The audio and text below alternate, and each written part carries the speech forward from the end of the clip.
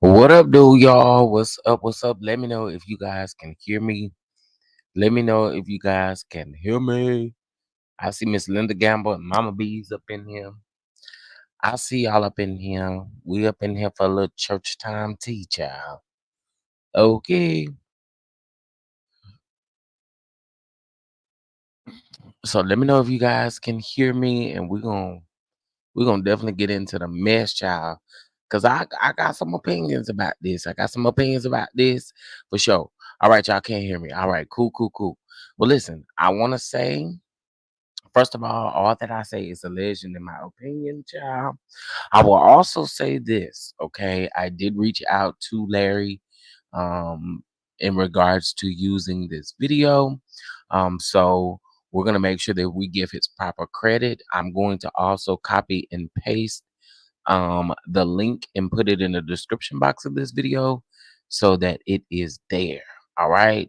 And that you guys can go definitely check out the source of the actual video. But we're going to get into it because, again, I do have some thoughts in regards to it. Um, it is, it's crazy, y'all. So a lot of people have been asking, well, what is the Jake's tea? Well, here is the Jake's tea, and we're going to definitely get into it. Okay. Hold on one second.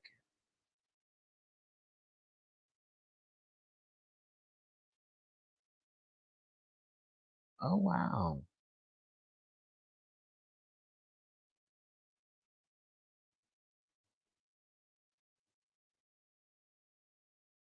Wait a minute. Okay, am I tripping? No, I'm not.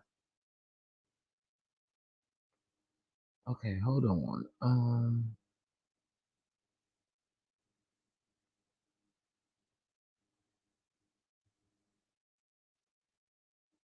I don't know. That's weird. But anyway, all right. So let's get into all of the things, child. Let's get into all of the things, child. This is gonna be an interesting conversation. But I have everything pulled up, and I'm gonna start from when he actually comes on, and then I'm gonna kind of skip around within the interview. And the reason why is because I want you guys to know who he is, um, and all that other stuff. All right. And also too, he has a true level of accountability that he takes in this live video. So I want y'all to hear it. All right. So let's share screen.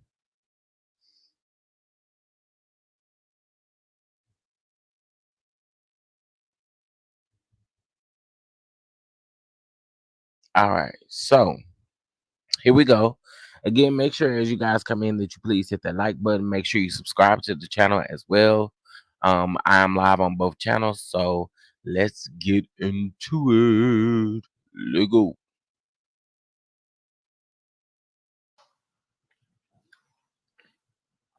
Look at all the hands going up.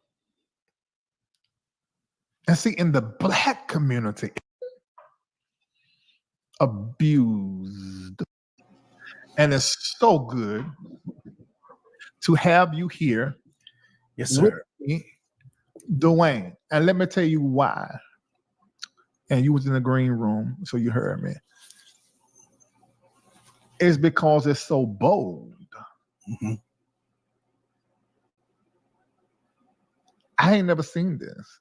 I've never seen someone who was abused become an abuser. I've seen that a lot. But then turn around and become an advocate. Yeah. It's powerful. And may God continue to be with you and strengthen you as you are walking every aspect of this out because you're just now getting out of jail. Is that correct? Yes. I've had a few experiences with that in my process, which I'll gladly talk about. But yes, I was in prison for a violation of a probation and parole. And so I had to spend 9 more months in there. And so I've been released from that just in the last few months. So yes. So Dwayne, you said for a violation of parole. How did you violate the parole? Well, here's something in the whole entire process. I'm in the state of Pennsylvania. when you are convicted and you serve time, you can go see the parole board and they make a decision. The parole board paroled me on my minimum. But then there are various stipulations that you have to go through in order to stay on the streets. One of the stipulations that I had, among the many that I had something to do with not having any communication conversation with various individuals. And one person reached out to my secretary with a long story, very grievous, painful story. I listened to the story, should not have listened to it. It was part of my upbringing to put other people ahead of myself. And by doing that and keeping it from them, in the conditions that I have to take polygraph tests. So in taking a polygraph test, this came up. And so this is a reason for a violation. Now, I'm grateful because it was also a part of my entire process of getting over the way in which I had been doing things as far as prioritizing other people over myself, therefore not being able to help anybody. All right, so right now, basically, again, what I'm doing is getting you guys introduced to Dwayne Youngblood. Okay, before we get into the Bishop T.D. Jakes allegations of it all. And again, remember, all of these things are allegations because I want them. I can't prove none of them. So again, they're allegations. Now, what he's basically telling us right now is that he did serve time in prison. Now he's getting ready to get into why he served time in prison. But basically, over the last few months, he violated his parole or probation. I can't remember which one he said he was on. He violated it, okay, by contacting someone that he wasn't supposed to contact, that I'm assuming was on a no contact list for him while he was on parole or probation, right? Um, so that was his violation. But Larry is really a good interviewer anyway, and Larry asks really good follow-up questions. So we're gonna continue to listen, but I find it very interesting that he did say this, and there is a level of accountability that I feel like he takes in this live, that I also found interesting as well. But let's keep going. So the violation was just communicating with someone you weren't supposed to Absolutely. communicate? Right. So Right. what was the stipulation they okay, first of all, tell me what was the crime you was convicted of? Yes. So in 2006, I was arrested for a SA charge from something that happened in 2002. So on October 31st, 2002, I, as a pastor, was counseling someone who was a member of my congregation, underage individual. How old were they? Say 15. Okay. 15 years of age Mhm. at the time, crossed the line. This was a 15-year-old male, crossed the line with the individual. This was a sadly 15-minute destructive experience in my life and their life. That was 2002, October of 2002. This thing went back and forth for several years. And in 2006, I was arrested on this particular charge.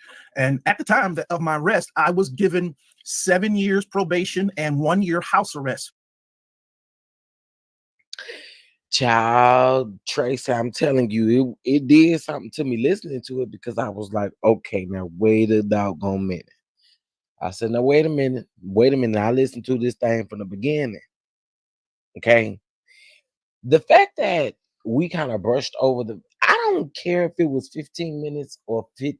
And again, I'm just going based off of what we know thus far. Okay. I don't care if it was 15 seconds, 15 minutes, 15 whatever. It shouldn't have been done. Okay. At all. And we can't really brush over that. This individual was 15 years old. That ain't, I mean, it ain't something that I just, yeah, y'all, okay, but it gets interesting. I want y'all to keep listening because it gets really interesting. Okay, shout out again to Larry Reid. I feel like he's a really good interviewer because he does good answer good follow-up questions. So let's keep going. In the 7th year of that, I was then charged with a corruption of minors because I had conversation with an individual who was sharing with me things that they were going through and things of that nature, but they were also underage, and I was not to have that. So What I got out of him thus far is that he likes or did like underage boys. Let's keep going. That Hey, conversation. Terry. How were they? They were 17 at the time. So Tracy. having that conversation triggered the stipulation that gave the judge the ability to revoke my street time. So my street time was revoked, and they then sentenced me under the original guideline for SA, which in Pennsylvania was 5 to 10 years. So in 2014, I began serving a 5 to 10 year sentence for what happened in 2002. Now, when you said 15 minutes in 2002, so Yes. was it what? I mean, I can do a lot of things in 15 minutes, but what happened? Okay, so what transpired was, and this was a complete bad setup. So I received information from a lady in our congregation telling me that her son had written in his journal, and in his writing in his journal, he was writing about doing things inappropriate with another person. She brought the journal. She asked if I would talk. Inwardly, when she told me, I knew this is a conversation I did not need to have. But as we do when you are carrying poison, what I did was that particular day, I sent my secretary home early. Y'all, I'm just letting y'all know this. It gets very interesting. I don't know if I would call it a setup. Because that's not anyway. If the mom called and said, "Oh, my child is writing inappropriate things in a journal, can you talk to them?" I feel like a pastor or youth leader or something is somebody that you would talk to about those type of situations. I feel like I could be wrong for feeling that way, but why did you send the secretary home early? Very interesting. But let's keep going. And hello to everyone coming in. Yes, if you like a little church tea, a little church mess, that's what we're here for today, honey. Let's keep going. So that this was also crazy. This was a Bible class night in my church. And so this meeting is happening just a half hour before my Bible studies to start. The person comes into my... Now, wait a minute. So you said you sent your secretary home 30 minutes before your scheduled Bible study was... Wait a minute now. Let's back that thing up. Now, you said you sent the secretary home and this was Bible study night. Okay? This is Bible study night. This is the night that you're supposed to help the people study the Bible. So you sent your secretary home 30 minutes early. So did she come back to Bible study or what? Or she's not required to be in Bible study? Now, child, okay, let's keep going. Office, we're having a conversation. I speak to them about making a decision whether they want it to be homosexual or not homosexual, and then really just leading this person down the path of the poison. Ultimately, they acknowledged that they did want to be homosexual, and from that, it led to me saying to them, well, you know what, you can step back into the back office. They stepped back into the back office, and in the back office, we had mutual touching of one another, and that absolutely was a crime, and it was the wrong thing for me to have done. Okay, sir. See, this is the type of stuff I be talking to y'all about all the time. See, a lot of people, y'all don't understand what this predatory grooming in the church feels like. And a lot of people have walked away from the church, and especially a lot of young men have walked away from the church because a lot of this stuff is swept up under the rug. And every Sunday, it's about preaching about the homosexuals. Okay. I think that that's why the mass majority of us have stepped away from the church. And I say us, but I can only speak for myself. That's why I've stepped away. It's not a place where I feel safe. It's not a... If we're going to be candid, we're going to be completely candid. It's not a place where I feel safe anymore. It's not a place where I feel like I can be who I am and who I feel like God called me to be. And I'm not telling you you have to accept me being gay. You know what I'm saying? But one thing you're going to do is always respect me, right? And I feel like in situations like this, it is why the mass majority of our community no longer attends church. And I always find it very interesting that we choose to preach about these things every Sunday, but yet they are still going on and no one says anything. Okay, let's keep going, child, because this gets so interesting, child. I'm sorry to ask you a question, but I want to really understand. You want to talk about what keeps Bexar County safe? I'm voting for Christian Carranza. So you already was told about this person in your ministry who, okay, and that's another thing. You was a pastor and you have been pastoring for many years. So it's your nature to get into these type conversations all the time. But had you had a situation like this before where somebody that was same gender loving, wanted to be free, wanted to be delivered, or was exploring and trying to figure out, you've talked to them before? No, in my history, I didn't have many conversations with people who wanted to be free and whatnot. My experience was more along the lines of knowing people, meeting people, talking to people, but very rarely was someone in my congregation saying that they were same gender loving and they wanted to be free. The game that I was a very serious participant in was you knew who people were and you knew what people were doing. And if you wanted to do it, that was what you did, keeping it secretly. These two words that I love now, secret or secret or private. I was trained in secret. It was to be secret. And in secret, there were things that you just did. And it had nothing to do with trying to help someone navigate. In 2002, I was nowhere near trying to help anyone navigate in any way, shape, or form in a healthy direction as it related to their sexual identity or sexuality, because I hadn't even considered what was going on in my own life. Okay, thank you. And I hope you don't feel like I'm asking too many questions. Oh, ask whatever you choose. Because I have to understand, and that made me understand. So here you are, inwardly already being same gender loving on some level, bisexual something, and it's a secret. And it's just what you do with those that know up in the, because you're in that church world, so I get that. And then this 15-year-old wants to come and tell you, and the parent had already told you. So for those who feel like, okay, you took an opportunity, I'm playing the devil's advocate, and you took an opportunity when you've given secret information that was in somebody's journal, and now they're coming to you and in the same conversation. Now, I want y'all to keep in mind that we're just starting this interview from the very beginning. I think people are going to have thoughts naturally. Some of you have watched this all the way through.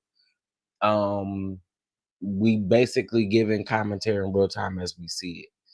I feel like there was a level of honesty, but I also feel like there was still a level of escaping accountability by now you saying there was a mutual touching, there was a mutual this. In my opinion, I don't like that type of wording if you're going to take accountability and be honest. Just be straight up honest about it. But that mutual thing, this is a 15-year-old that we're talking about. That shouldn't have even come out of your mouth, in my opinion. This is my opinion. Okay. And I won't really go back and forth with nobody about it. I just feel like that mutual, all that, and those extra wordings, let's not do that. Let's not gaslight the situation. It is what it is. You was convicted for it. You was convicted for it, and talk about what you was convicted for, period. To help y'all touching on each other, how does it get to that? Oh, honestly, the sadness of it, again, very short conversation. Most of what is going on in my life in 2002 and prior to that is on autopilot. It is not even something that I've got to do a lot of planning and thinking. I have learned how to express the need that I have for male love and male attention very secretly without ever having to go through some deep planning. Mhm. The sad part for me, considering that time of my life, was how much this was on autopilot. And so there wasn't a lot to consider at the time in 2002, because again, this was simply me going with what felt right at the time, which was the norm Okay. for me at that time. So there really wasn't a lot of thought about it, because it just No. when it came to that type of exchange, that's the way it went. Now, let me say this. I understand that. I know that from experience. Mhm. Now they may get to it, but it almost makes me wonder. And again, I'm going in real time, but it almost makes me wonder what happened to him. And again, this is just me wondering. This is just me wondering. I've seen bits and pieces of this interview, so you guys are getting my real reaction to a lot of points in this. But it makes me wonder what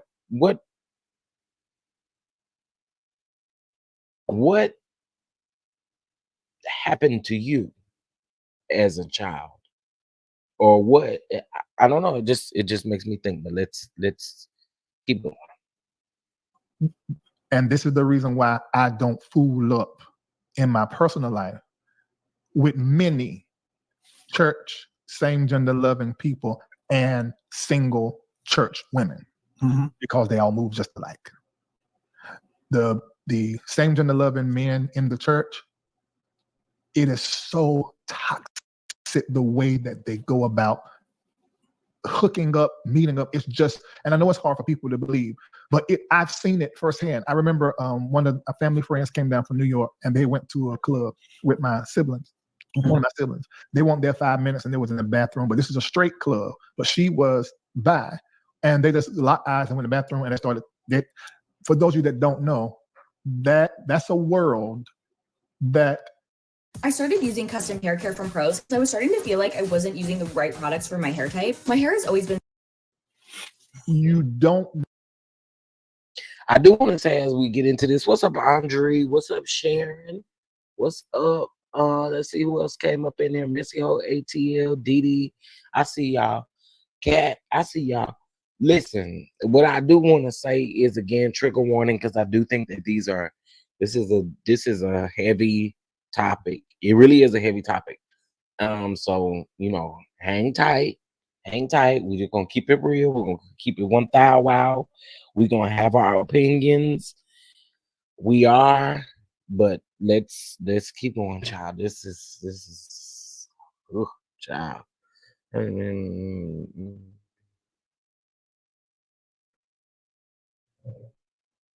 Well, now Scorpio Queen, one of the mods may delete your comment only because it's in all caps. Also, too, listen, when it comes to that situation, I'm not going to say that I kept. First of all, I don't like when ops link up and then begin to tell a story. So I get how y'all feel about that.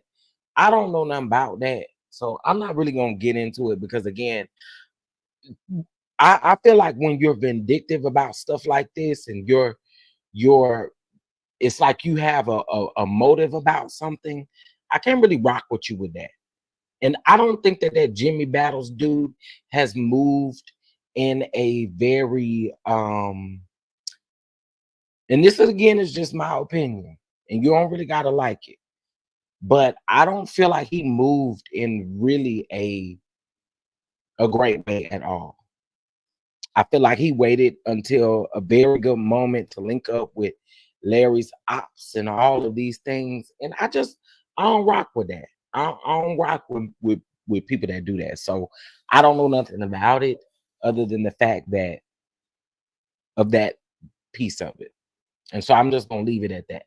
Now I get it. Y'all gonna have y'all feelings about Larry. You gonna have your feelings about the situation. Again, I think we go down this conversation every time, or we go down this path of conversation every time, because even when the Manasseh Jordan stuff came out, A lot of people felt like, why Larry? Why this? Why that? So listen, I think people are gonna feel how they're gonna feel, but I'm just letting you know I don't know nothing about that. And yeah, that's how I feel. Let's keep going. No, unless somebody tell you or show you. So Yep. I understand how quick that can happen. However, Yep. I'm putting myself in your shoes and I'm trying to understand that quick. Was there conversations prior? None. Not one conversation prior. It happened so quickly. But I'm going to tell you something. It's just my internal belief. I had been asking God for something since 1997 that I couldn't find. Mhm. And when I look at how things played out after that, I totally understand how something can seemingly be quick, but at the same time, it is a critical moment in your life. Now, so much has changed, even with that situation, that person, all of it, up to this point today. But in 2002, that short window was the very window for me to slide into the very thing that would change the entire course of my life. And I had no clue that it would do this, but it did. It changed the course of my life. And so it was the most worst thing to do as a leader and as a pastor. I certainly didn't help the person that day. I didn't help myself that day. I didn't help my family that day. I didn't help my church that day. And to be honest with you, I wasn't really able to do that anyway. Even when it looked like I was helping them, I wasn't helping them, because you can't give people what you don't have. Hey. And so I'm very aware of what now, looking back, I was unable to do. Oh, I was trying hard to do it. Had a very good congregation, very successful ministry in the city. But at the same time, once I stepped off that stage, it was just totally different from me. On stage, it was wonderful. But off the stage, it was a complex life because I was carrying so much poison. Now, this is where I have to commend him a little bit. Again, this is separating all the other stuff, separating it. But a lot of these pastors and leaders operate in poison, and they don't do nothing but spew more poison versus helping. Some of these apostles and some of these certificate 199 bishops and all kind of stuff like that. Like, this is the damage that we have caused the people. And I'm not saying that you can't. I'm just saying the poison. It travels with these leaders and with the. Listen. Anyway, let's keep going. Ciao. Scorpio Queen, can you please lowercase your lettering? We all in the same room, baby. We all in the same room. You ain't got to holler at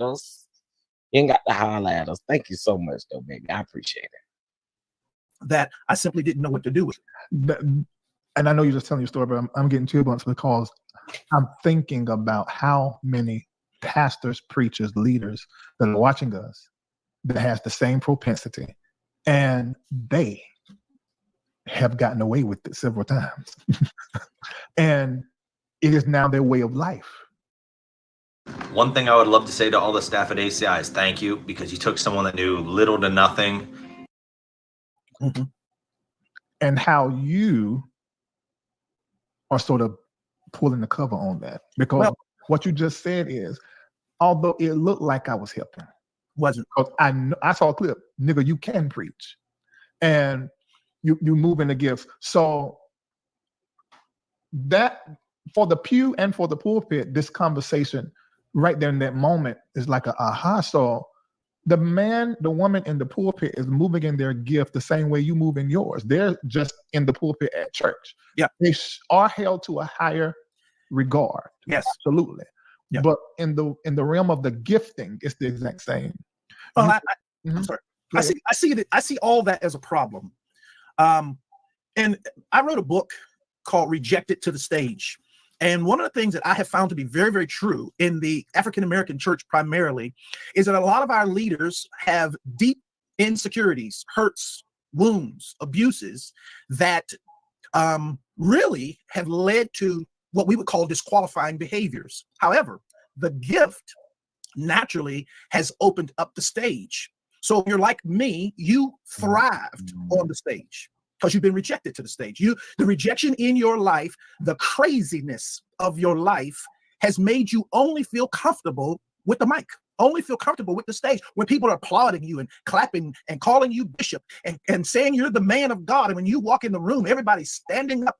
It is doing some damage. I remember writing this book after Whitney Houston died, because I looked at it. How could someone be so powerful on the stage and die in the bathtub? And I understood it personally. I got it, because for real, you can kill yourself almost trying to maintain your stage life when in reality, who you are as a person is nothing like what these people think you are on the stage. And the Black church has made it worse, because we literally want the stage person. And even though we claim we see our leaders as humans, we don't see them as humans. Half the time they don't see themselves as humans. And so the whole system is set up in a way that is going to cause tragedy after tragedy and trauma after trauma. And tonight I'm here really saying to you that this is a system failure, because guarantee you, whether they watch this tonight live or watch this by video, there's a whole lot of men out there listening to me tonight, and you know that you are something serious on that stage. But the moment you walk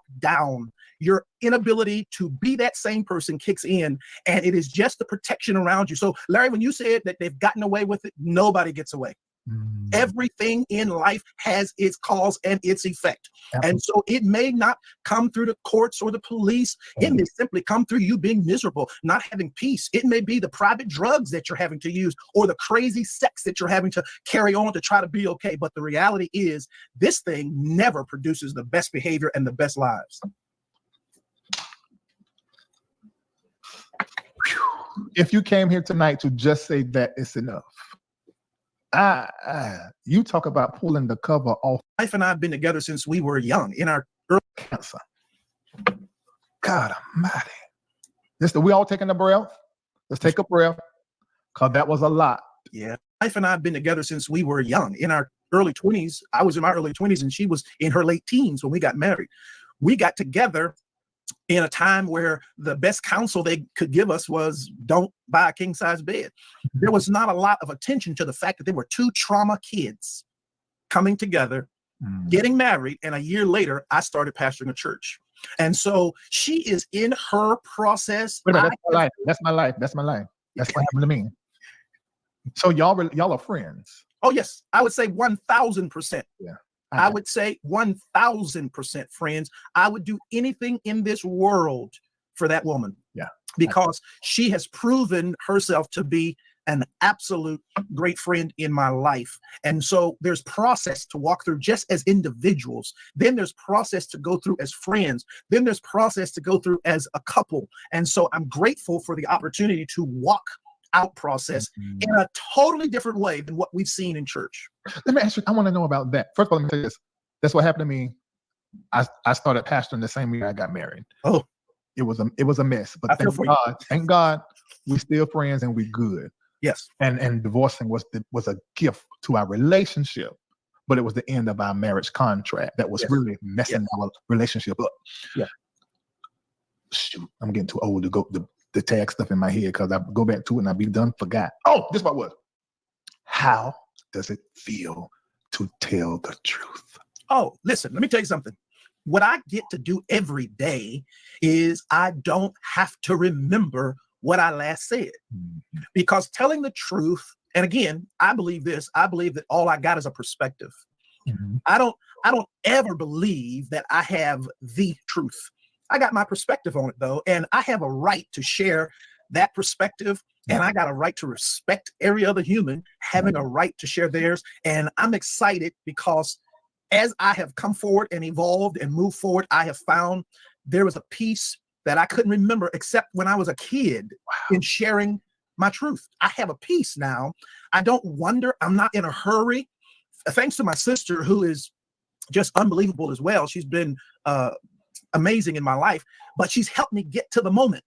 You know, I was always in the future and in the past, but she's helped me realize you're missing something because you're not here. I could never be here. I was always somewhere else. Even when they'd be celebrating things or we'd be having a conference at the church and I was on to the next thing because something about me could never be said. Now maybe he gonna get to it. Now maybe he gonna get to it. Maybe we gonna get to it. But was you fiddling around with the young boys when you was married? Because I would really like to know what the ex-wife, I'm assuming, at this point thought of. I don't know. I got some questions, and they probably gonna address it. But okay, all right. Hey, Ebby Reviews, Andre, I got you, boo. I appreciate you for saying that. But this is okay. This is something here. All right, let's keep. Settled and at peace without a whole lot of function. And that's what a lot of people do. They think they can cover their frustration with function. You cover your frustration with activity. But if you just sit down a minute and can connect with yourself, you'll find that there is a path to get away from what is killing you and got you doing all kinds of stuff to look a certain way for people who don't even care. We done did it again.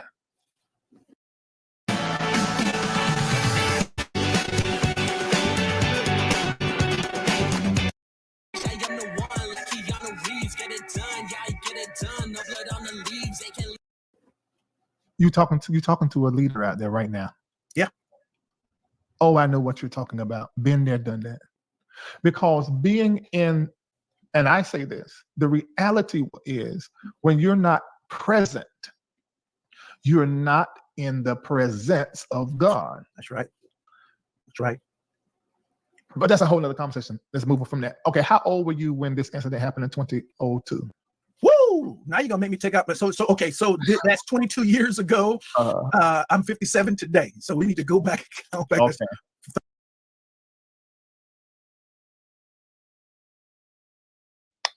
Okay, now wait a minute. Let me get my calculator out. Okay, hold on. Wait a minute. So he said he 57. He said this happened 22 years ago. You was 35, sir? Now wait a minute. Wait 1 minute. Now wait a minute.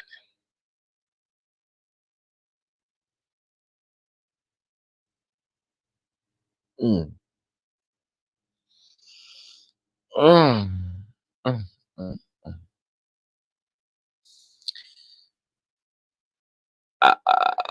Sir, the gut punch that I just received, because the way you was talking, I thought you was like in your early 20s, which it don't. Okay, anyway, let's keep going. 35 is wild, sir. 35 is wild. Well, okay. 36. Okay, you're 36. Somewhere around 36 years old. Okay, got it. All right, I just wanted to know that, just for my Rolodex. So wait a minute. He went to jail in 2016.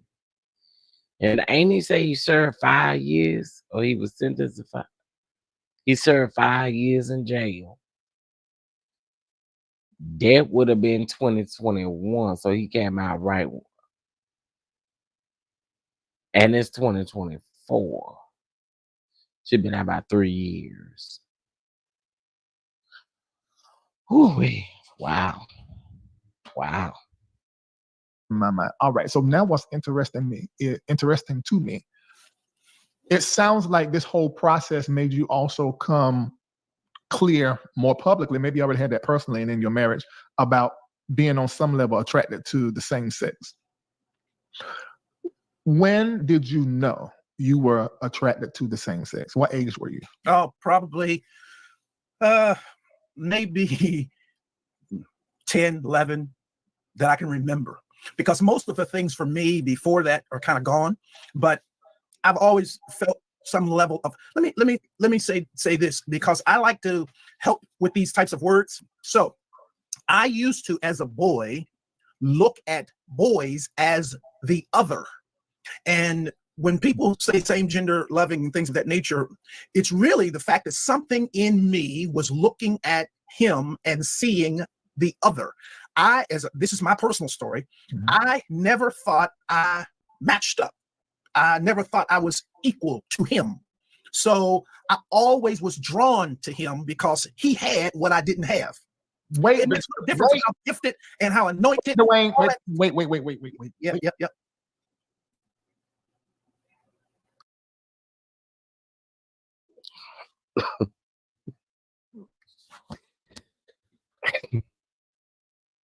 Sometimes you gotta shut up, but hold on, let me run it back. Maybe I missed something.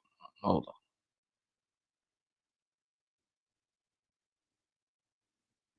I say this: the reality is, when you're not present, you're not have.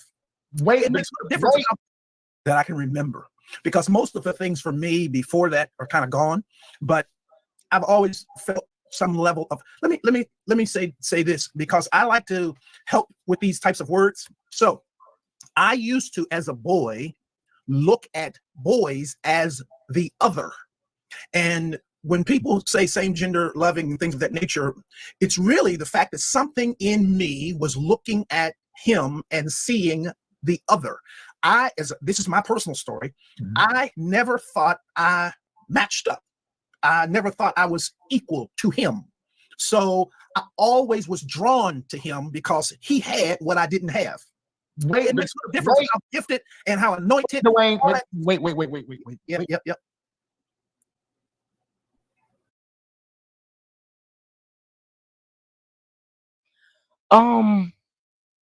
Maybe I'm slow, and y'all can tell me that. Well, hold on. Maybe I'm slow, and y'all can tell me that. Wait, let me just let him finish, because I ain't quite sure I understand. Okay, let me just let him finish, because I'm not sure I understand how the other in him. Who that? I mean, somebody help me. What am I missing here? Am I missing something? I feel very slow right now. Am I not comprehending or something? Somebody help me quickly. Move quick. Please give me a comment and tell me what I'm missing at that point. I don't know. I feel like I'm missing something though. I feel like I'm having a slow moment, because the way you see other boys as other.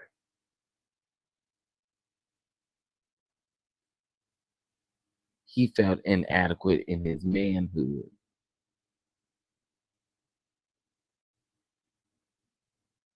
Okay. Okay. I think I'm still okay. I got it. Let's keep going.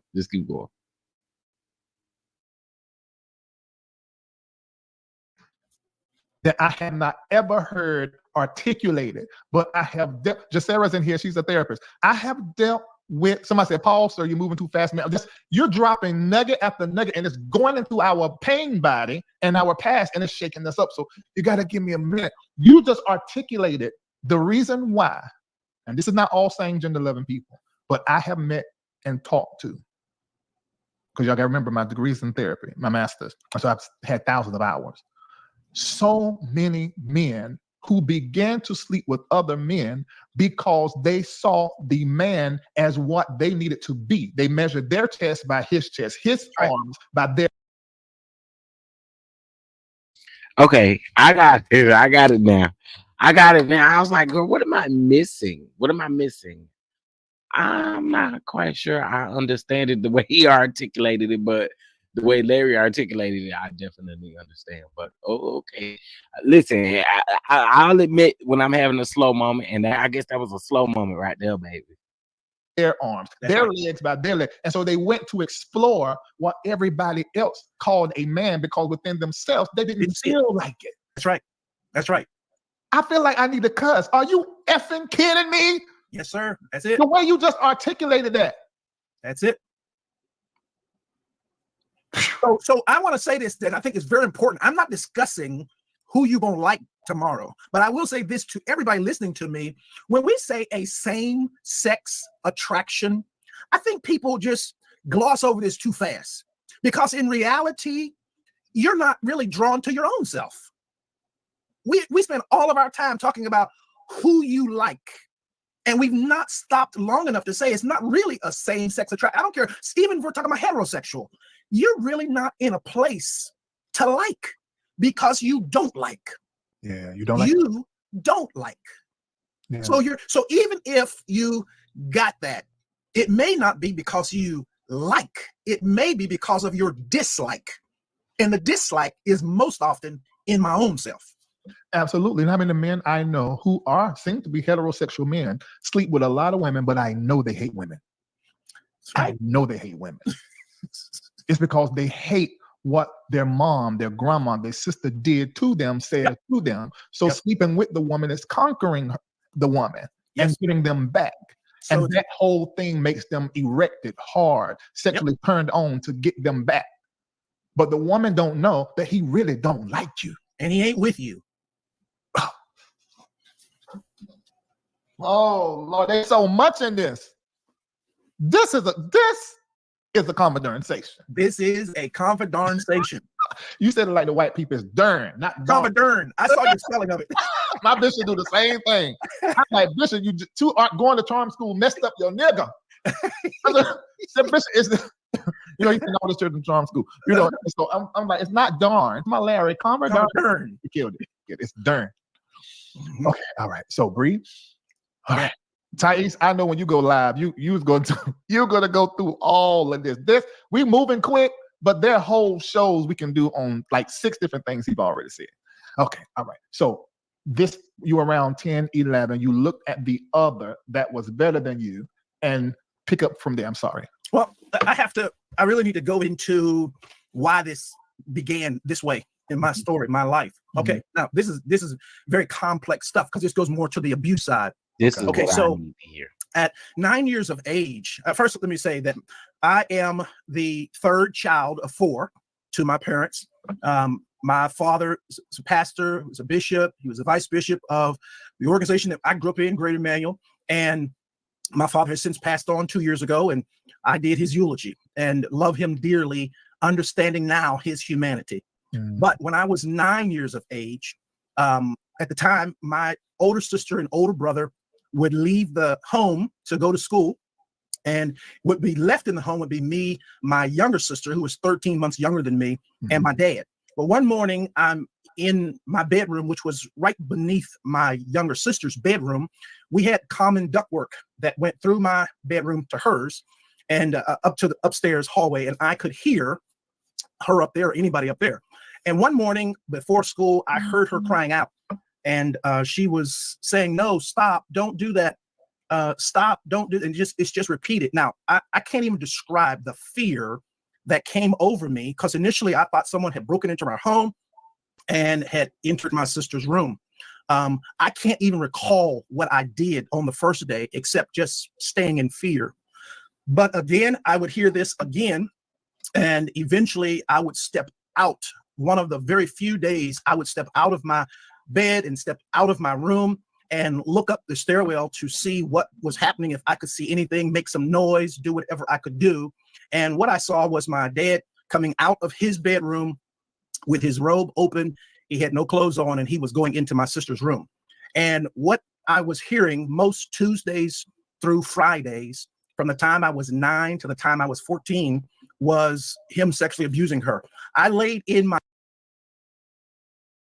Okay, now wait a damn minute. Wait a damn minute. You taking me too fast, Mr. Sir. Woo. Okay, now wait. Woo.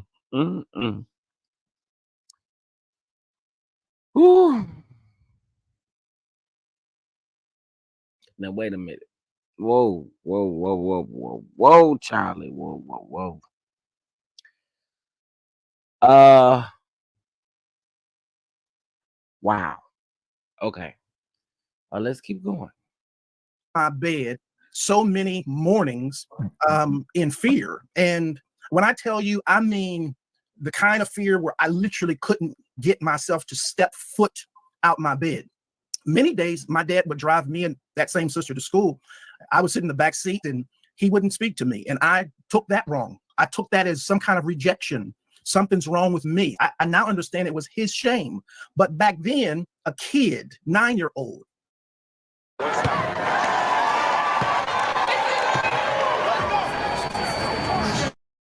10-year-old, I'm interpreting that something is wrong with me as a man, that my dad doesn't want to talk to me. Something's wrong with me as a boy. Then the biggest mistake I made between age 9 and 14 was I concluded and reinforced that I had failed that sister. I never told anybody. I never did anything. I never said nothing to him. And I didn't even tell her till I was 36 years old that I even knew that anything had ever even happened. And so it started me on this journey of I got to take care of everybody. I got to be there for everybody. I got to do for everybody. And I started doing this in overdrive. But at the same time, because I was rejecting this man who was supposed to be my future, I started looking for some man to love me.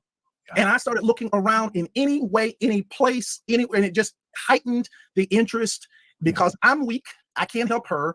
I'm weak. I didn't do anything. I didn't tell anybody. I'm letting her suffer. And let me just say this. Not only did it affect 9 to 14, but that same sister and I did not have a relationship until this year. This year, in January, I made a decision that I'm going to go across this bridge and I'm going to reach out to her. She had been in tears and frustrations and wondering what, because me and my older sister have a great relationship, but this I wouldn't talk to your ass either.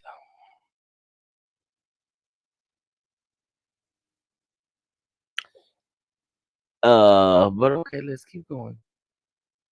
younger sister, I couldn't even make myself call her and talk to her because I so was gripped with I had failed her. So imagine that guy pastoring or leading or talking to people who inwardly feels he's got to take care of everybody, he's got to do for everybody, and he is a failure and he is weak. These were all my fears, and those fears were leading me down this crazy path that began in a very, unfortunately, human house, but a home filled with that type of abuse that has written a major script on my life as a boy. I really feel that. I mean, I get it, but when you became an adult,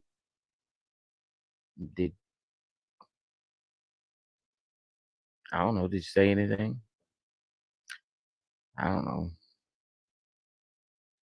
I'm just saying, even as adults, when we don't speak of things, that's why I don't fool with my family. Anyway, this ain't about me. Let me keep going.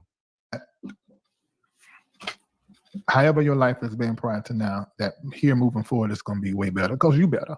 And there are things that you're articulating that only a person who has walked through what they went through and look for the lessons, look for the wisdom. Because what you're sharing tonight, you see, wow, it's pointing to so many things. Now, why didn't you and that sister have a relationship? You in the same house, and also, where was your mom? My mom, well, my mother was working 6 to 2, Tuesday through Saturday. So Sundays and Mondays she was home, and this didn't happen. But for those 5 years that I could remember, my sister had a broader story. But for the 5 years that I could remember, she was already gone to work, and so we would be there with my dad most mornings. And so this was what was happening, and it was deafening. I can't even describe to you how destructive inwardly my own thoughts around that. I never saw nothing, but I could have told you exactly what happened because my imagination just got ruined. It was so destructive because in church we were being taught how you deal with authority and what you don't say to authority, and on and on and on and on. And then coming home, and I'm seeing this. My dad at the time was the assistant pastor of the church, and Wow. it just went on. And so there was a whole lot. Again, I say this with all sincerity. I'm thankful to God that I now understand his humanity. But back then, I totally said, wait a minute. You're the bishop, you're the, and I went down this laundry list. But I'm gonna tell you something, that I made a huge mistake at that stage of my life. And I pray that you watching tonight don't make this mistake. I kicked my father out my heart for my own protection. I kicked him out. And I later learned in the healing process from a wonderful author, Mark Wolin. My sister recommended I read this book. It didn't start with you. He said that when you kick your parents out your heart for the negative things they were doing, those things find their way into your heart. I always say, if you don't, I don't agree with that. I don't agree with that. I don't agree with that. I don't feel like that's everybody's everybody's story. I don't agree with that. Could it be? It could be, but I don't necessarily agree with that. If I'm honest, I've kicked my mom out of my heart, and it's because you're not going to keep abusing my love whatsoever. I found ways to try to make things right, but I wasn't the one who screwed up at all. I wasn't. And so that does not, I just don't agree with that. I don't feel like that's, I don't agree with that. I don't agree with that. But anyway. forgive your mom and dad of the father fracture, the mama drama and trauma. You will become them. Yep. I don't feel like that's the same thing. I feel like you can honestly forgive them and not fool around with them. I mean, listen, parents have a manipulative way of abusing their children, especially when they know they have not been present in your life, or they know that they haven't been right your entire life. So I can't rock with that piece of it. I think you can absolutely forgive them and still not want that same thing to travel on down to your kids, your grandkids, all these different people. And I also think that there are healthy ways in distancing yourself or no longer having that access or those bound. You know what I'm saying? Like, there are ways to do it. So yeah, again, I don't agree with that. All right, let's keep going. Man, don't, if you're watching and you've kicked your parents out of your heart, first of all, I understand it. Yes. And I get it. So don't feel wrong or even bad. You did what you had to do in order to move on. That's right. Now you know that's right that you are doing something that harms you that's and right. your future and your future children. That's right. So correct that. My nephew just said, glad I fixed that. Yeah. And Again, I don't agree with that. I don't agree with that. Again, I can forgive you and not fool with you. I can forgive you and not fool with you. I have one aunt that they were just telling me the other day, keep her in your prayers. And that's exactly what I'm doing. I don't fool with her because of some of the comments that she has made. I don't fool with her because of the energy that she gives my mom and allows her and my mom sit up and talk about us like a dog. My mom swear up and down that she has raised every other child on the street block except for her own. So no, I don't have to fool around in a relationship and I don't have to do that. I totally have enough respect for myself that I'm not going to keep allowing you to disrespect me. So again, I don't agree with it. I don't agree with it. One of the things that I found for me was I took their picture both of my parents' photo. And every morning I looked at that photo and I said to God, I thank you for giving me these parents. Wow. Now, there's some things I really want to make sure that I do share tonight. And so I want to say this right here. God says, this is scripture. God says he's the God of Abraham, Isaac, and Jacob. Yeah. And in my healing process, I realized something. I realized that the tragedy of Black church primarily that loves to talk about spiritual fathers, the spiritual father takes me out of my DNA and out of my genealogy. And God says he's the God of Abraham, Isaac, and Jacob. I don't care how jacked up your Abraham is. Yeah. This DNA is the DNA I'm going to send your promise through. And so somehow we're going to have to look and see what God was intending in spite of what humans may have done.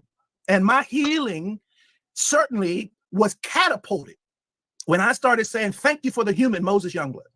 Thank you for the human Sarah Youngblood.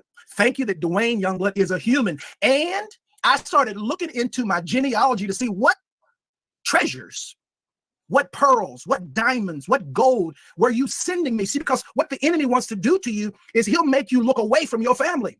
And now you're looking at your pastor, looking at this person and the community leader. And God sent your stuff through your Abraham, Isaac.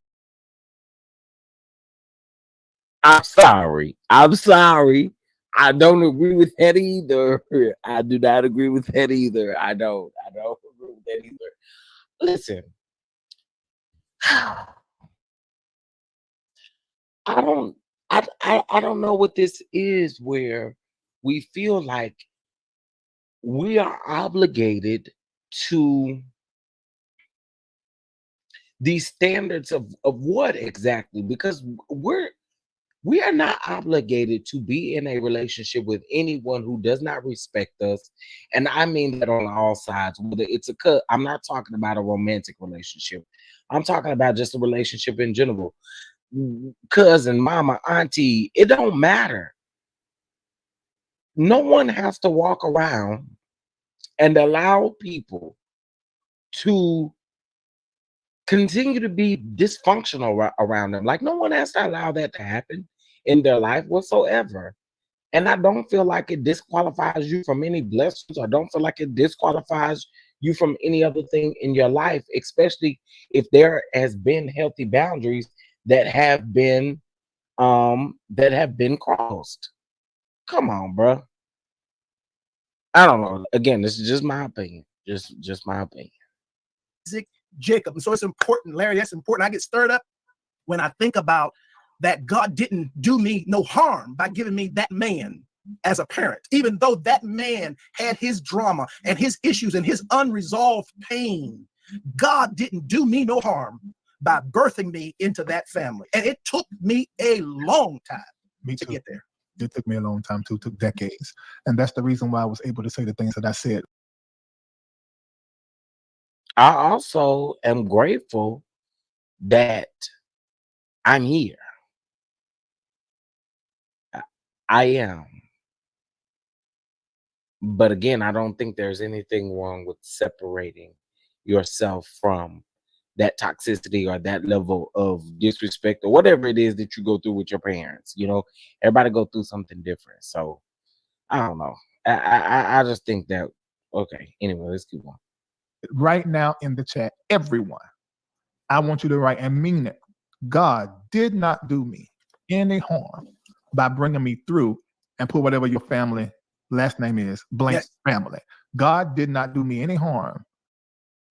Growing up the daughter of a single mom in San Antonio, I learned Because freedom matters. I'm Christian Carranza, and extremist politician John Lujan trying to control our bodies and ban abortion. That's not freedom.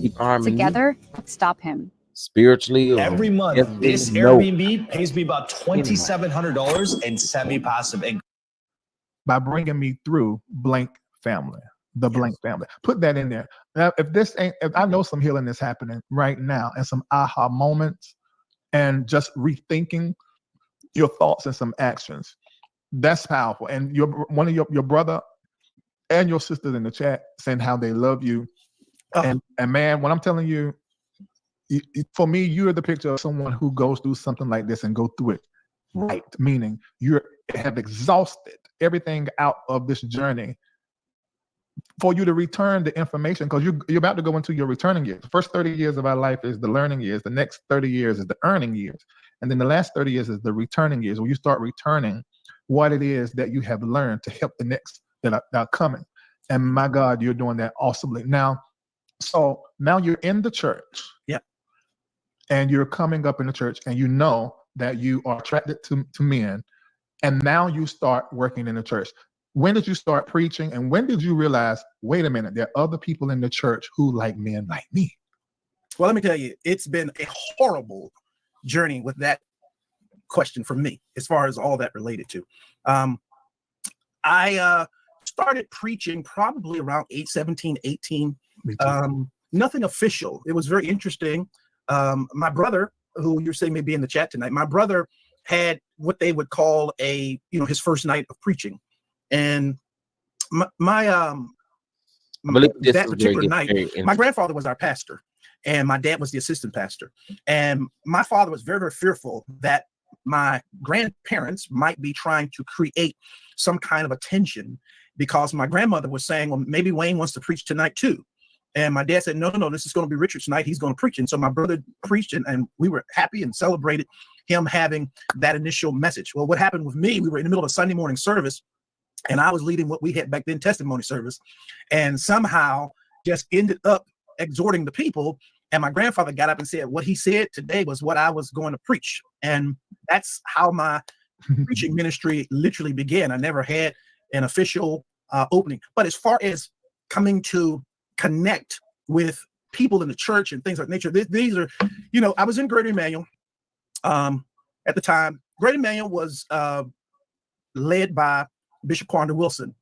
And Bishop Quandra Wilson is one of the most respected, highly energized kingdom teaching back in that day. And a lot of people didn't do it, but he was. And so it was special if you got to hear him preach. And so when I was 16 years of age, I got my driver's license, and Bishop Wilson was preaching at our church for a revival for 3 days. Mm-hmm. And after the first night of the revival, he goes up to my dad and he says to my father, can your son drive? And I was within an earshot of hearing the conversation. And my dad said, yeah, he just got his license. And he says, well, you know what? Tonight I'm going to go back to Columbus, where he lived in Columbus. I'm going to go back to Columbus, and I would love to take him along, let him drive. And my dad looked at me and he says, yeah, he can. Now, yeah. Now, wait a minute. Now, hold on. Cause you took me a little too fast. Mr. Youngblood.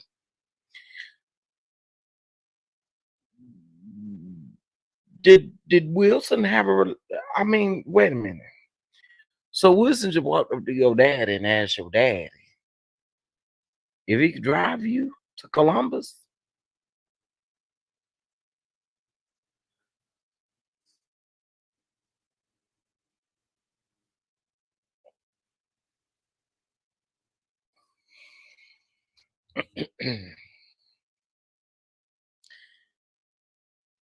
Okay, this is cool. You have to understand, from my perspective, I am looking at this man, my father, through the lens that I have had with him.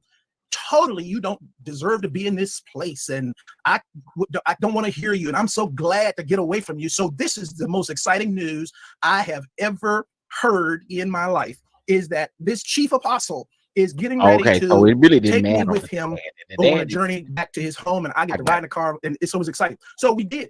He agreed, and I got in the vehicle. We drove back to Columbus. It was late. He did all the driving back.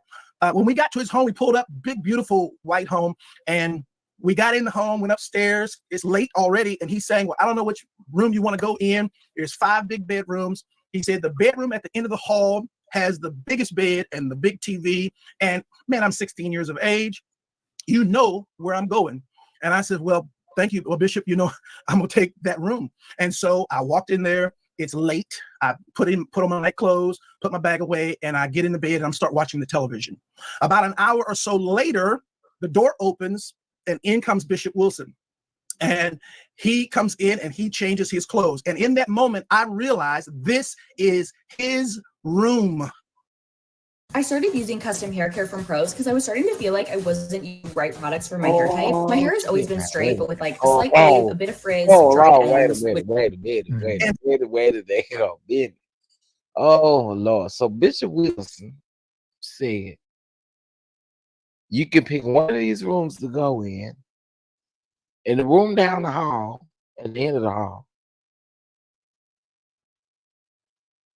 Bishop, where was you at for that whole hour? Oh no, sir. No, sirree.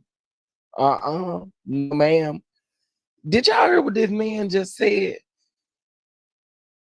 So he trapped him up from the very beginning, talking about he can go down the hallway where the biggest room is and the biggest TV is, because that was his bedroom. Oh, child. Okay, my hat already turned crooked. Lord Jesus. And something in my heart just dropped. I can't even tell you the same fear that I felt all those years with my father every morning. I felt that same fear come over me again, but I lost all ability to say anything. So he got his clothes changed and climbed in that bed with me. And he said to me, "Don't worry, Pappy is not going to hurt you." And I'm just like, oh, I just got to go to sleep. So I went to sleep. About an hour. Pappy ain't going to hurt you.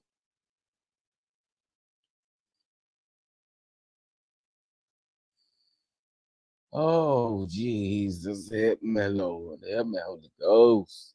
So into my sleep, I'm awakened by his hands on my genitalia.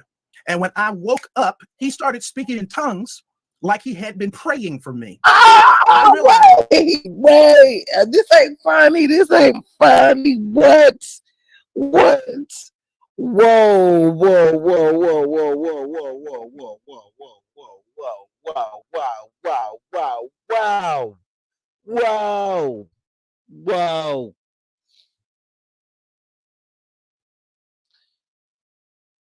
Whoa, whoa, whoa, whoa, whoa. So, wait a minute. Hold the up. Okay, because God. Oh, wait. Wait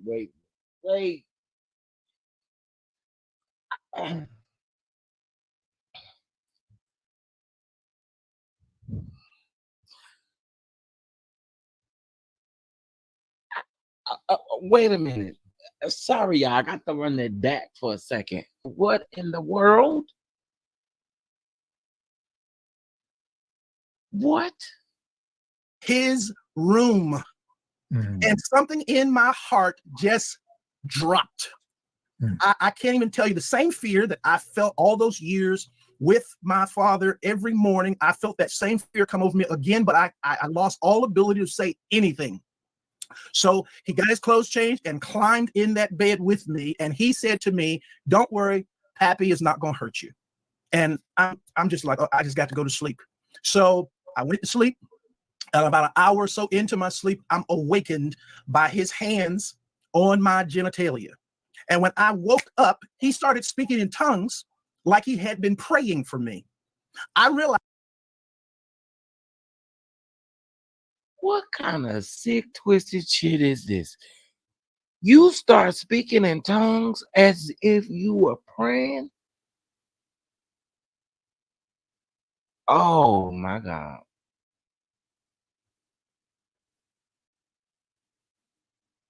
Oh, my God. Wow. Let's keep going. Wow. Number one, this person has something with men, it whatever it is he had, but it was the most uncomfortable experience.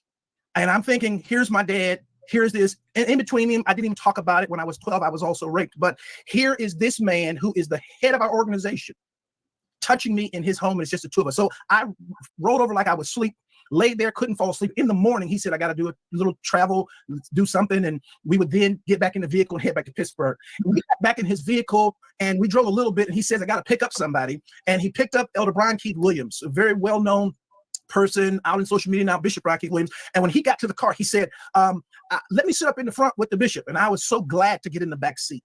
And I sat there in that back seat in pain and hurt and confused, because I drove back to our home church and he preached and he prophesied, and I went home more damaged, but certain that what I had been feeling about men and all this kind of stuff, that this was something that was pretty broad.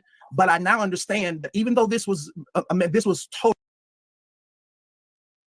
The fact that he said that man went to preaching and prophesying is the very fact that I always say I find it very odd that these preachers and pastors don't like to talk about the real stuff that be going on.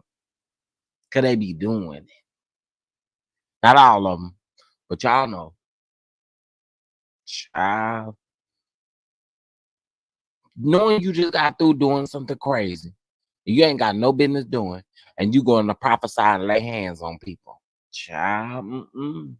Totally abused as I was 16 years of age. So I knew that there were guys that had this same situation, but my problem was the fact that it was. No, this happened when he was 16 with the bishop. He had just got his license.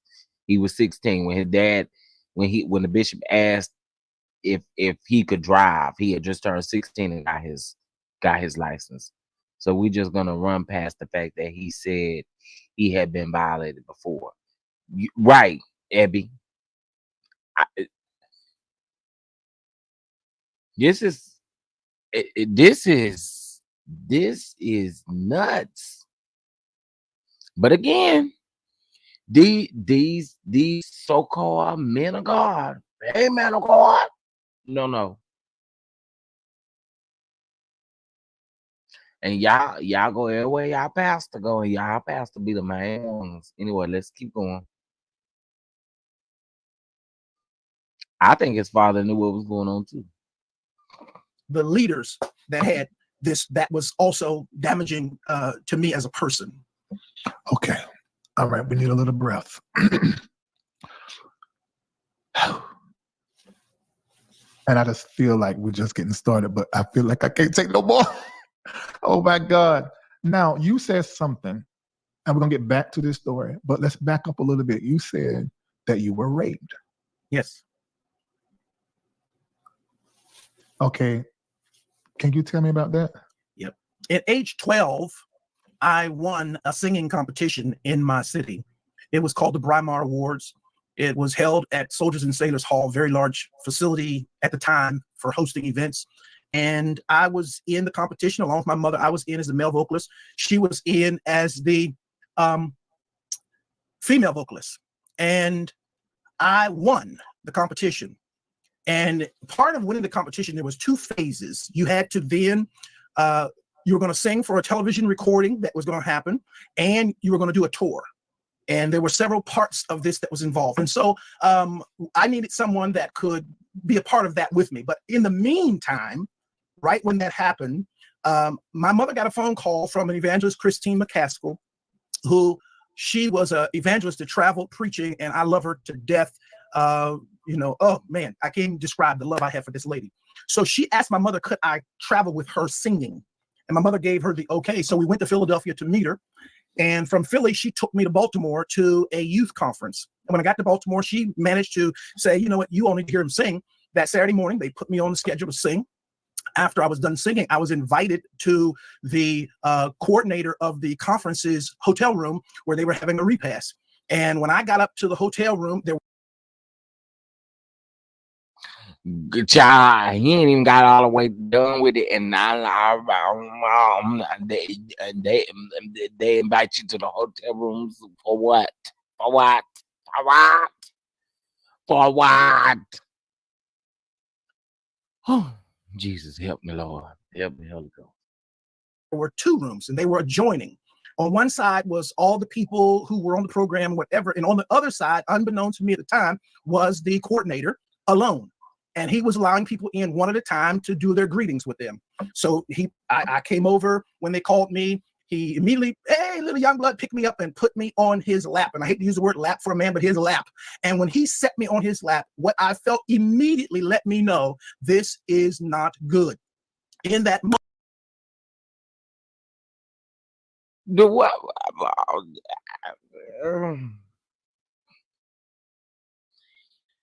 Picked him up and put him in his lap? Oh my Jesus.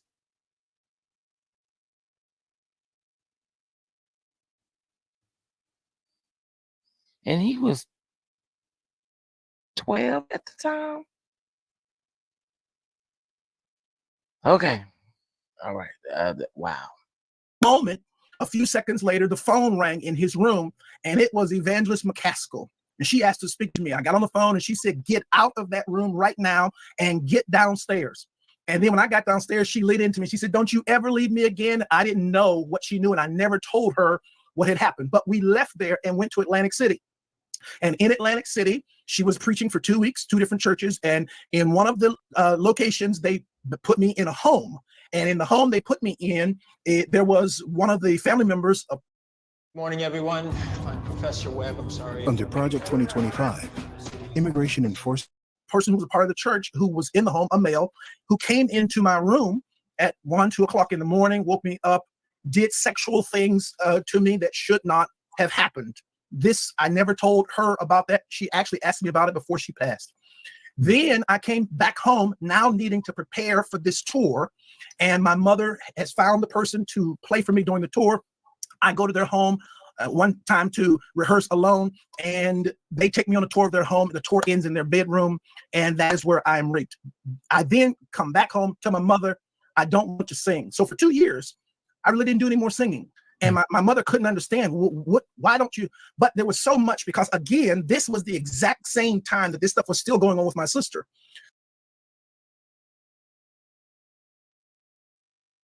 Whoa. Hold on.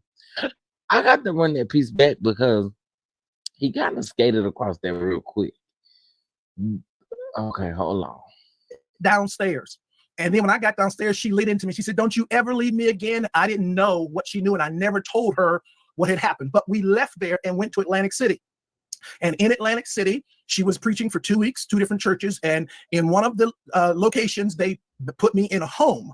And in the home they put me in, there was one of the family members, a person who was a part of the church, who was in the home, a male, who came into my room at 1, 2 o'clock in the morning, woke me up, did sexual things to me that should not have happened. This, I never told her about that. What kind of home is this? What oh Jesus. This is a lot. This is heavy, y'all. Y'all owe me a like. Okay, please hit the like button. Please, please, please, because this is a lot.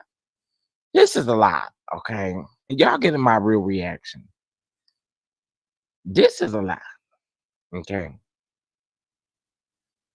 All right. Actually asked me about it before she passed. Then I came back home, now needing to prepare for this tour. And my mother has found the person to play for me during the tour. I go to their home one time to rehearse alone, and they take me on a tour of their home. The tour ends in their bedroom, and that is where I'm raped. I then come back.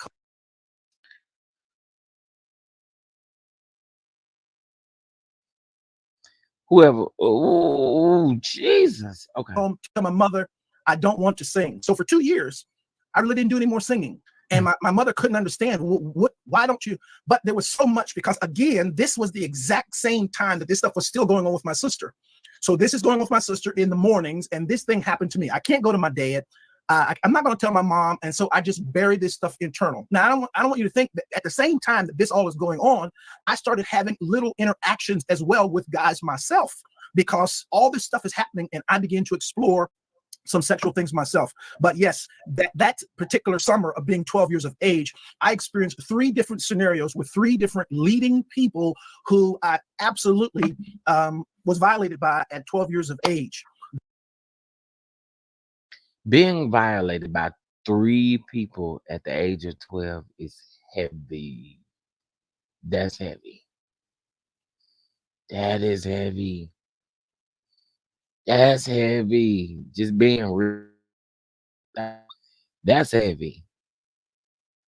Eee. then again, I shared with you about at 16 years of age and what was going on in our home. So it's been a lot. And when the situation happened between Bishop Quanda Wilson and yourself, how old were you? 16. I just got my driver's license. I was 16, had gone to his home, and it was extremely devastating. Question. Yes. Did that happen to you again after the situation with Bishop Wilson? Yes. Yes, I've been through that again. I was now 18, 19 years of age. Now, here's where we get into the Bishop Jake stuff, okay? So, you know, squeeze your booty cheeks, you know. Yes, so he was violated by 3 different people at the age of 12. At the age of 16 is when the bishop, when he got his driver's license, when the bishop asked him to drive, and he went in the bedroom where the man told him to go in the bedroom with the biggest bed, or you know, anyway, that one. And then the 20 is, I don't remember what the 20 was. But yeah, so he'd been violated a lot. Okay, let's keep going. And what had happened is Brian Keith Williams, who I see is in the chat, Brian Keith Williams he came to my graduation service and preached. My mother was very fond of Brian Keith Williams, and I was very fond of Brian. So she invited him to preach for my graduation service. And he came in and preached, and then he came and he was preaching for us again. And while he was preaching for us, there was scheduled to be a revival starting in our city. Invest in Lift Aircraft, the company with $5 million. By Bishop T.D. Jakes.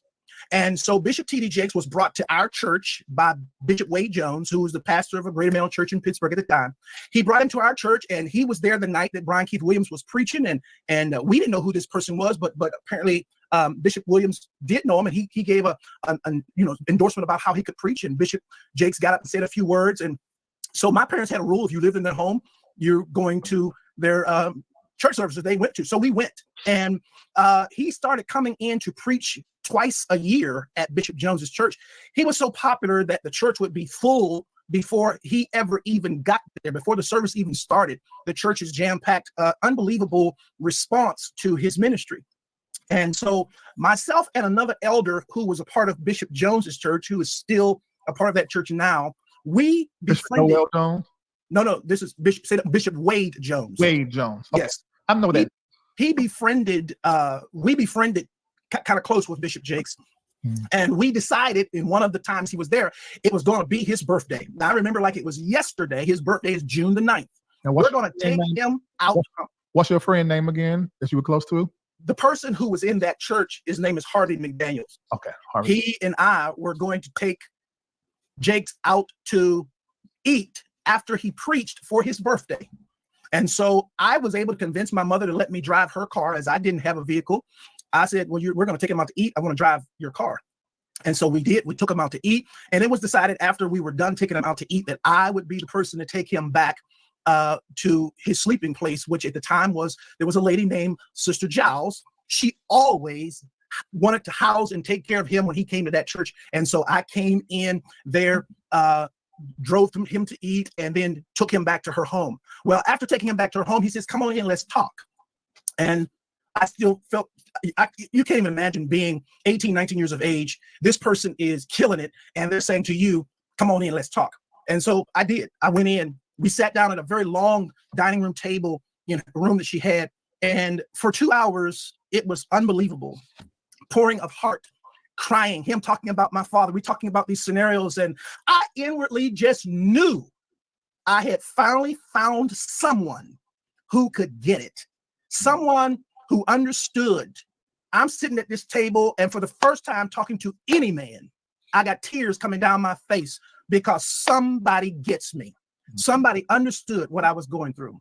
Well, after sitting there and having this long discourse with him, I finally look at my watch and I'm like, oh my goodness, I got to go. I got to get this car back to my mother. She's going to kill me. So I said to Bishop, I got to get up. And I got up from the table. He got up from the table. He walked around toward the way I had to exit quicker than I got over there. And when I started to walk past him, he pulled me to himself, wrapped his arms around me, and tried to kiss me. And in that moment, I literally died. I could not. I tell you, to this day, I can't remember how I got out of that place. But I remember driving home with all kinds of crazy thoughts and what in the world am I going to do now? And I finally get home, get in the house, get in the bed. I'm going to try to go to sleep. And I get to sleep and get up in the. Now wait one goddamn picking in cotton. I wait a doggone minute.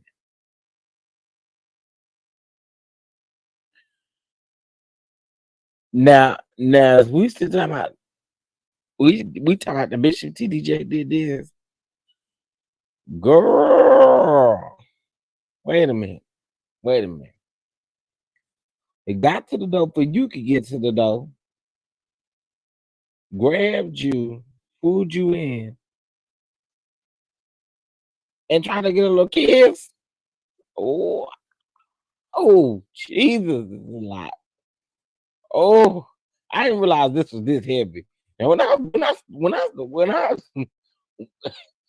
and I'm this like a nerve. It's not like a laugh, but like, bruh, this here is okay. Whew. Okay, let's keep going. Jesus. Morning, and in the morning I step into our bathroom and my home phone rings. My mother answers the phone and she says to me, "Wayne, it's Elder Jakes." And I get on that phone, and when I get on that telephone, I can hear water. He is sitting in a bathtub, and in that thing he says to me without any hesitation, "There's 3 things I need you to do. The first one is, when I come to Pittsburgh, you're going to be the only person I sleep with. The second is, you can't sleep with." Wait a minute, because baby, we can't cross these numbers. We cannot cross. We can't. Wait a minute. Number 1 is, when I come to Pittsburgh, you can't do what? What? Hold on. You can't do what?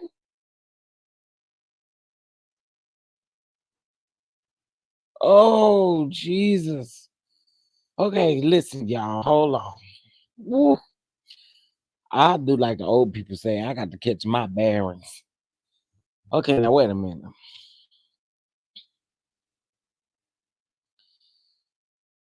Whew.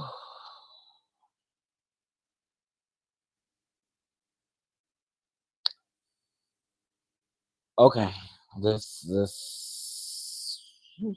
okay. Bathroom and my home phone.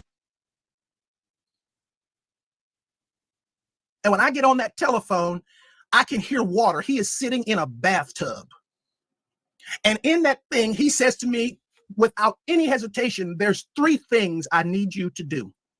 The first one is, when I come to Pittsburgh, you're going to be the only person I sleep with. The second one is, you can't sleep with anybody else because I don't want to give my wife anything. And thirdly, I will take care of you for the rest of your life." Wait a minute. You can't sleep with nobody else because I can't give my wife nothing? What, sir? Oh, sorry to scream like that, y'all, but wait a God. Oh.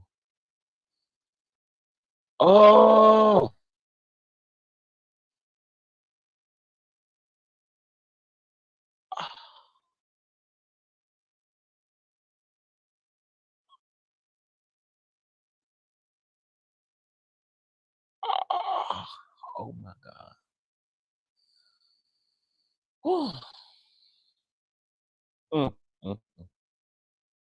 I can't to this day remember how I got off that phone, but I do know I made a decision that I wasn't going to the service that night. And eventually I told my mother, I'm not going to go to the service tonight. She said, no, no, no. You know, we got a rule in this house. If we go, you go. I never told her what he had done. I went to church, and the most humiliating thing imaginable happened that night at church. Bishop Jakes, getting up to preach, speaks into that microphone. I'm going to ask young minister Youngblood to read for me. And after all,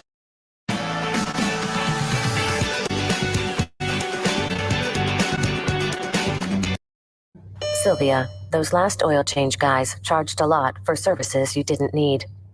All of that drama of the last 24 hours, I had to read before he preached. And so there is so much more to me and Bishop Jakes and my family and Bishop Jakes and the absolute destructive sexual damage. But this thing was so extremely damaging. And I'll say this to you, Larry, that sitting back and watching some of the things I've seen in 2024 and things that I've even heard him say has been so frustrating to me, because the people who I've heard say things publicly related to him and people who've actually come to me, the stories they are telling me in 2024 is what I remember when I was 18 and 19 years old with this same person. And so it's hurtful, because for me, you know, of course I've abused, but my God, I can only imagine how many people may be listening tonight or hear this again, you know, and you might be on a cliff getting ready to do something that destroys your life. I will encourage you tonight, don't hold back. Don't believe the trash and the garbage that touch not my anointed and do my prophet no harm. Trust me, you are God's anointed. Absolutely. You're the person that God cares about. And so this was tragic to me. And I was alone, again, alone. And I want to say this goes on from there. I want to say this and give you a break, because it's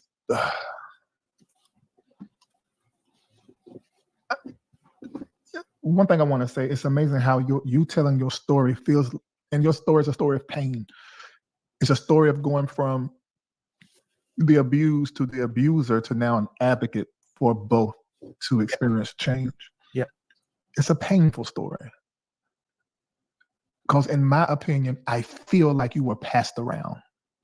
I know preachers, and I know how they do women in 2024. They talk. And I just feel like you were passed around. I also can't help but to highlight, and everyone that's been abused, including myself, knows that once you are abused, spiritually, there's this mark on you. And people see it. And you got two different types of people when they see that mark. Either they're going to do what Mother Casco did for you and protect you, or they are going to abuse you or violate you. Yep. One or the other. Yes. I'm not going to call all those that violate you all the different kinds of names that I normally would say. Right. Because all predators and violators aren't the same. But it's clear by listening to you how you got there. If you hadn't experienced, I just believe it, all of this, you wouldn't have had that bend to participate in violating somebody else. Well, it's poison. Yeah. It's a deposit of poison. And as you were saying, I mean, you're looking for someplace, something. My gift was still working. But oh my God, was the pain growing. And if you don't have a crash or an encounter, this thing destroys you. It will wipe you out, because you can't make sense of what you've been through. It doesn't make sense. You said you died the night that now who we call Bishop T.D. Jakes. You died when that happened. I want to ask a question. Is it because of all of what you have been through and you looked at him in that moment as the savior to pull you out and your dreams died? Or was it your hope and ever being different? Why don't you own apartment buildings? Seriously, why don't you own these big? Than you were, died in that moment when he did to you, according to you, did to you what had already been done to you several times before. And it sounds, and I believe, in my opinion, I won't there. We don't, none of us know except for you and TD Jakes and you and Bishop Quander Wilson and you and Mother Maskell. And some parts of your story has been verified by Bishop Brian Keith Williams in the chat. You know, so we know that you're not pulling this out your bread basket. That this is, there's some truth here because there are other people to verify. Now, what died? I want to know what died. It sounds true because you went into that when you have something traumatic like that, you go into a black spot and you can't remember how you got out of the house. You just remember halfway driving home. So it sounds like this sounds very believable to me, but I don't know. So tell me more about that. Yeah. Well, I lost the ability. I didn't know it, but I lost the ability to believe. I stopped believing all the stuff that we were saying. All the stuff that we were preaching and teaching. Remember, my dad is the pastor. Bishop Wilson is the chief apostle. Here is the man who is leading revival, and it dies because you realize in these moments you don't understand what you're doing, but you start believing that what you said about hope, this just ain't gonna happen for me. I thought maybe there'd be a place that I'd be able to talk about what is real and get somebody to give me whatever I need to get beyond it. Because I'm telling you, Larry, up to the point of TD Jakes, I couldn't believe the life I had had. And that night, I thought, oh my, here is help. We've managed to start building this relationship, this friendship, and here is help. Here, I have no ability to really trust men, but here's one who is proving to me across the table, you can trust me. And in a few minutes, totally violated. And I'm gonna tell you something, the thing that just further killed me was the absolute arrogance to call me from a bathtub and to tell me you're gonna take care of me for the rest of my life. I'm gonna be your Pittsburgh boy, but I can't sleep with nobody else because you don't want to give your wife something. And so absolutely, it's devastation. And as I moved forward in ministry, I had decisions to make because my gift and my ignorance allowed me to get right into pastoring with all this. Because I was more studious than my dad and more studious than my grandfather and very serious about my craft, whatever it was, I studied. And so it became pretty natural that, Bishop Wilson started telling me and my brother that you all should move beyond your dad should turn the church over to you all. So I always was inwardly feeling like there was something more in me. Well, instead of me taking it to the place of getting healed, I started a church. It was a natural thing to do. We're going to do it different than them. But go back to what you said about how you couldn't stay in the present. You only could walk in past and in the future because the present there was a lot of pain. So you had to be occupied working. That's right. So Always busy. There's so many pastors who do that and they live that and they think that's the norm, but it's actually a trauma response. And according to the National Sexual Violence Resource Center, it states that 1 in 5 women and 1 in every 71 men will be raped at some part of it, some time in their life. Yeah, I actually believe it's higher than that because men, we do not talk. I think I was just like the women, 1 in 5. In fact, when I count 10 people in my world, about 4 of them have been violated, molested, or something when they were little, men and women. So I fully believe that. The cycle abuse studies show that approximately 30% of the individuals who were abused as children, they later end up abusing others, whether it is intentional. On a distant world, you faced the enemy. Or it is something that they do and then realize they have done it. Mm-hmm. So your story just checks a whole lot of boxes for me. And then when you factor in that 70% of those of us who have been abused, especially before the age of 25, had that to happen to us before our brain has finished forming. That's right. So our brain literally forms around the trauma and give us responses, give us desires, give us wants, predilections, predispositions that are all coming out of the trauma that we have experienced. Yeah. So your conversation is literally peeling back all of the fog and all of the cloudiness to see things clearly and talk about them. Yes. I want to say to you, Dwayne Youngblood, yes, We need your voice. We need your ministry. Whew. Okay, that's a lot, y'all. That was a lot. That was a lot. But I wanted to bring this to you guys so that we could hear it. Now we're gonna continue this tomorrow. We're gonna continue this tomorrow. I have a meeting at 6 o'clock that I have to get to. But what I will say is we will continue where we left off on tomorrow. Okay. Because I'm very much so interested. I can't lie and sit up here and tell y'all I'm not interested in what this man is talking about, because I am. I feel like this is a conversation that lots of people don't want to have, and unfortunately, it needs to be had. And there's a lot. There's a lot. This is a lot. So we're going to continue part 2 tomorrow. I am going to label this right now while we are on this live. I'm going to label this part 1, and we're going to complete with part 2 tomorrow. Again, only because I do have a meeting to go to. Your boy be busy, honey. Okay. So I'm going to wrap this part up for tomorrow. Okay. What I will say for you guys is I appreciate y'all for sticking around and really listening to this with me. Some have heard it, some may not have heard it, but I do think it's good. Okay. It's a good conversation, because again, we need that. All right. So with that being said, I will talk with you guys later. All right. And again, we will do part 2 tomorrow. All right. All right, y'all. Peace.